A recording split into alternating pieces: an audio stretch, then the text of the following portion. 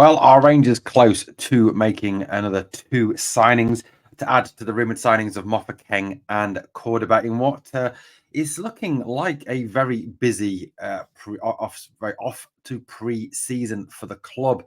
Some stories today emerging in Scottish media and also in Brazilian media as regards two players, Liam Kelly, the Motherwell goalkeeper, and Hefte, the left back from Fluminense.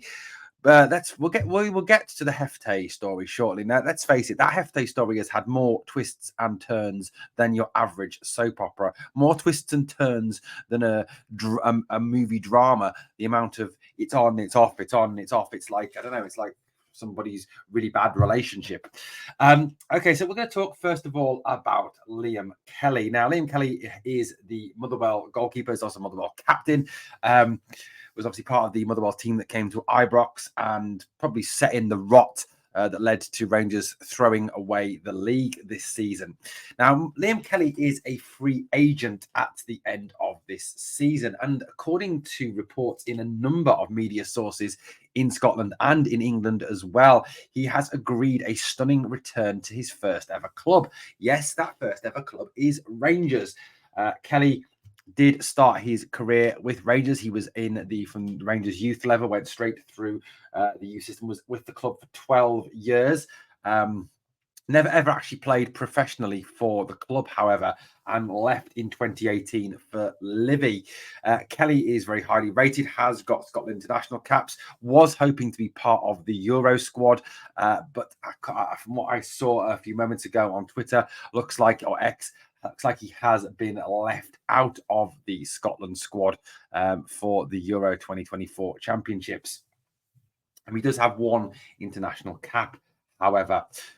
The main reason, according to reports in Scotland, that Philippe Clement wants to secure the services of Liam Kelly is to do with his homegrown quota.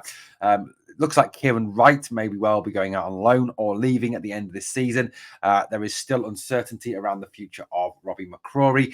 And there continues, of course, to be speculation and uncertainty around the future of Jack Butland, especially after Jack Butland was left out of the England squad in favour of James Trafford, who is the Burnley goalkeeper, who has been absolutely dreadful this season. Pickford, who has also been dreadful. Henderson, who has also been dreadful as well. Perhaps Jack Butland maybe taking it as a slight, obviously that's because he doesn't play in the English Premier League. He has not been looked at by Gareth Southgate. Who knows what the story is behind that, and who knows how Jack would react to that. Many people think that if Jack does want to, rekindle his international future, he needs to move back south of the border, which, this whole Liam Kelly signing kind of, I don't know.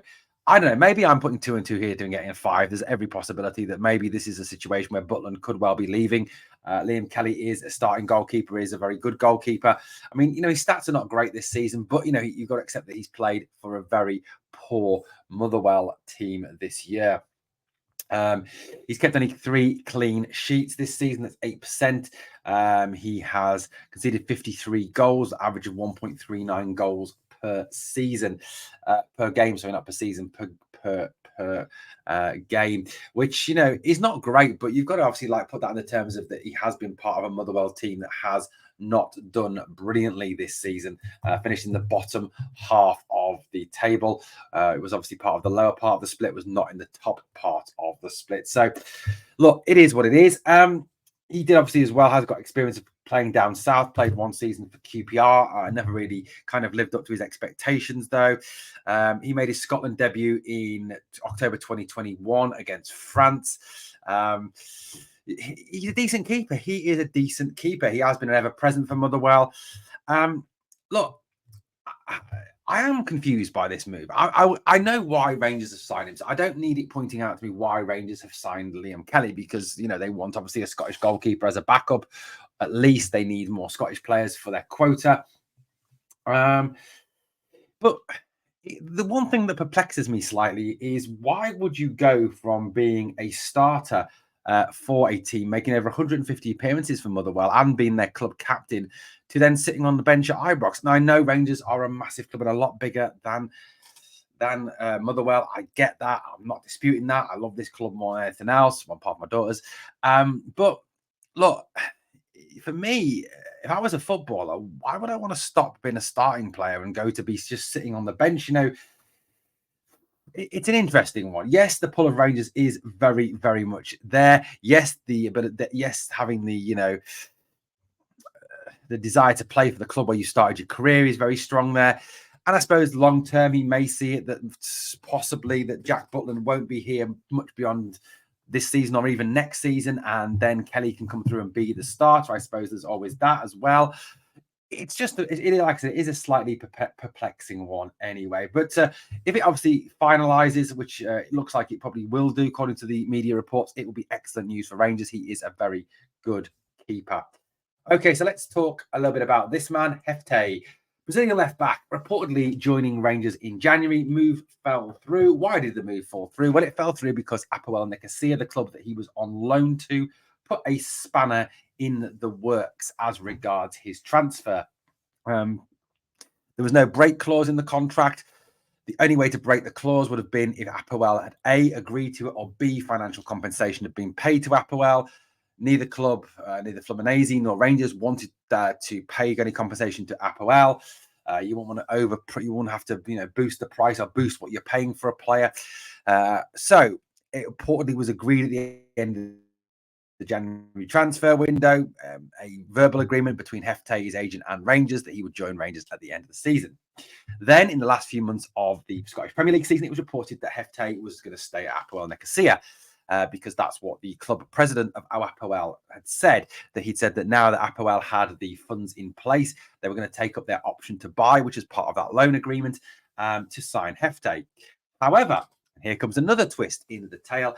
It's like Fight Club, isn't it? That film tripped me out, man. If you've never seen it, go and watch it. Old film, but great. Hefte now, it looks like, will sign for Rangers, according to reports in the Brazilian media. The Fluminense left back has said that he doesn't want to stay with Apoel Nicosia. He doesn't want to play in the Cypriot League, and he wants to move to Glasgow to play for Rangers. Now, Hefte, again, is another young player who very much fits this trading model. He is a player who is very good going forward. He is a player who is very good in defence. He's quick, he's strong, he's tall.